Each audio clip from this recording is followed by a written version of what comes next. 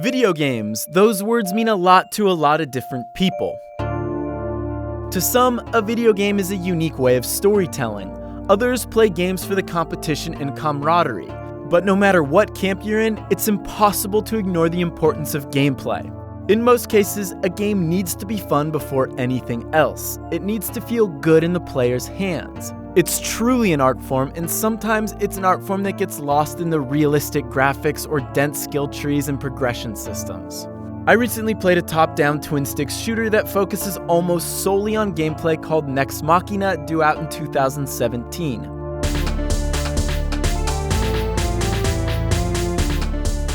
Based on what I played, the game is rather simple. You jump from arena to arena, gunning down robots using the right stick. You have a special attack and a dash, but that's about it. It only takes seconds to get the hang of the controls, and within minutes, Nex Machina had sunk its teeth in me.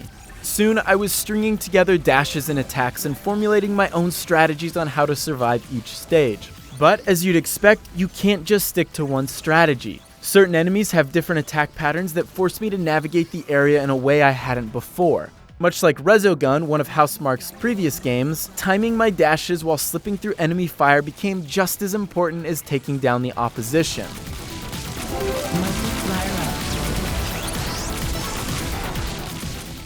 But all this isn't new, and Housemarque wears its inspiration on its sleeve. Robotron 2084, a game by Eugene Jarvis, was one of the first games to popularize the use of twin joysticks, and that came out in 1982. A time when a good game was one that played well and story and presentation came second.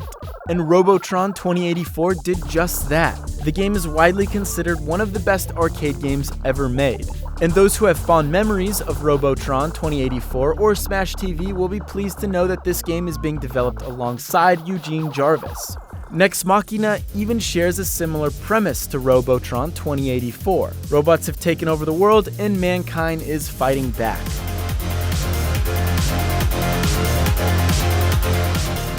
So the premise is simple, the controls are simple, and the mechanics are simple. Those who played Housemarque's last game, Alienation, might be a little disappointed to hear this. Alienation had loot, customizable weapons, and a deep skill tree. Alienation felt more like a Diablo twin-sticks shooter. Nex Machina, on the other hand, favors a more arcadey pick-up-and play style. You won't be showing off your loot to your friends, you'll be fighting them for high scores.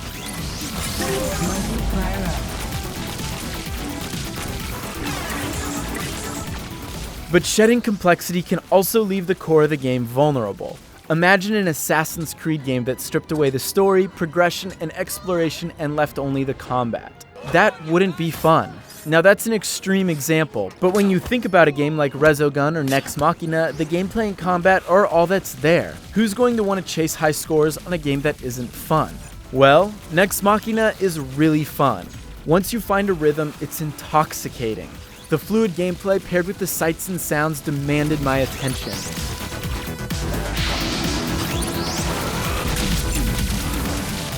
And I wasn't playing to unlock the next level or to get a new weapon or perk, I was playing because the simple act of playing was so damn fun.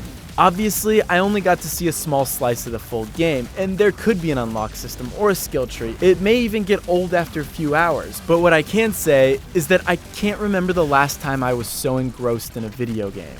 Jarvis's and Housemarque's idea behind the game, you probably guessed it by now, is a simple one. Jarvis told Housemarque that the reason humans and robots don't get along is because humans strive for perfection, so they make robots to be perfect, while robots strive for imperfection because they want to be more like humans.